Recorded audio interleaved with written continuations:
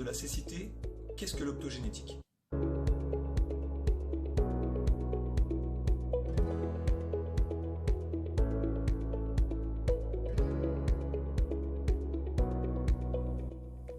Bonjour à tous et bienvenue dans le premier épisode du SJKB vous répond. Avec nous, la professeure Isabelle Anne Meunier. Madame Meunier répond aux questions des patients atteints de maladies qui mènent à la cécité. Et avec Fanny, nous allons traduire les réponses de Madame Meunier pour les simplifier.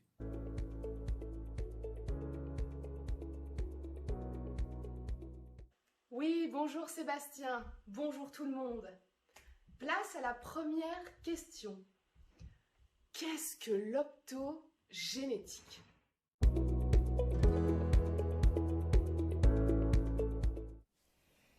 Donc, qu'est-ce que l'optogénétique? Dans quel contexte elle peut s'appliquer? L'optogénétique vise à réinstaurer un mode de vision qui va court-circuiter potentiellement les cônes, les bâtonnets, qui sont altérés dans les dystrophies ou maladies de la rétine. Court-circuiter. Sébastien, est-ce que tu peux nous en dire plus ? Oui, bien sûr. Court-circuiter, c'est-à-dire qu'on zappe ou qu'on squeeze les premières étapes d'intégration de l'information visuelle. C'est-à-dire qu'on passe l'étape de traitement des cônes et des bâtonnets pour arriver directement à un traitement de l'information à un niveau secondaire, c'est-à-dire au niveau des cellules ganglionnaires et des cellules bipolaires.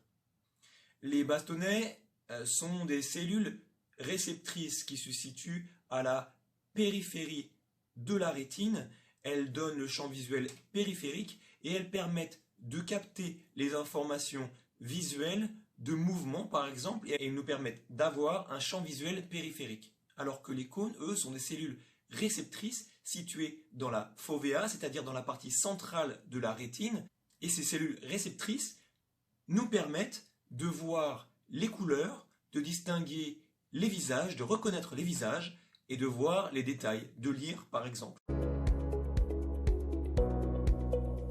L'objectif est d'apporter une propriété permettant à certaines cellules de la rétine de capter l'information lumineuse. On va donc en quelque sorte greffer une opsine, une algue monocellulaire qui est capable de capter un photon et de le convertir en tant qu'unité cellulaire en signal électrique. Sébastien, est-ce que tu peux nous en dire plus par rapport à cette algue ? Oui, bien sûr, bien sûr. L'optogénétique, en réalité, utilise les propriétés très particulières d'une algue unicellulaire qui contient une protéine. Et cette protéine est capable de capter la lumière, les photons, et en captant cette lumière, elle génère un signal électrique qui peut être transformé et être apporté depuis les cellules bipolaires et ganglionnaires jusqu'au cerveau pour avoir une information visuelle. Oui, merci Sébastien, les choses me paraissent donc beaucoup plus claires maintenant. Alors, si on schématise les choses simplement, nous avons donc une algue qui a la propriété donc de renvoyer directement la lumière grâce à une protéine. Quand la lumière donc va rentrer dans l'œil, elle s'affranchira effectivement des cônes et des bâtonnets pour pouvoir envoyer l'information directement à notre cerveau. Madame Meunier, expliquez-nous un petit peu mieux qu'est-ce que les cellules ganglionnaires et bipolaires que Sébastien a évoquées.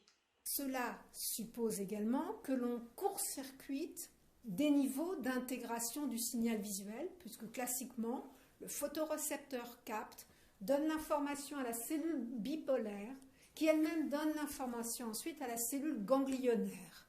Ce sont les 3 neurones de la rétine. Les photorécepteurs, vous avez 106 millions de cellules. Le message formaté, modulé, va quitter l'œil à partir de 1 million de fibres. Donc il y a 2 étapes de modulation du signal qui peuvent être court-circuitées. Lorsque l'optogénétique, c'est-à-dire le changement de propriété de la cellule bipolaire va lui permettre de jouer le rôle de photorécepteur, on perd un étage. Lorsqu'à l'inverse, on apporte cette opsine au niveau de la cellule ganglionnaire, on perd 2 étapes d'intégration. professeure Madame Isabelle Meunier nous l'explique, c'est une thérapie génique qui s'applique absolument à tous les types de rétinite pigmentaire. Il faut savoir qu'aujourd'hui, nous avons recensé environ une cinquantaine de types de rétinite pigmentaire. Et ces types de rétinite pigmentaire sont fonction d'un gène particulier défectueux. L'optogénétique s'applique à des types de rétinite pigmentaire dont l'évolution est arrivée presque à la fin de la dégénérescence des cellules et elle permet de récupérer une certaine vision alors que les patients étaient aveugles. Merci Sébastien. Je te dis à très bientôt.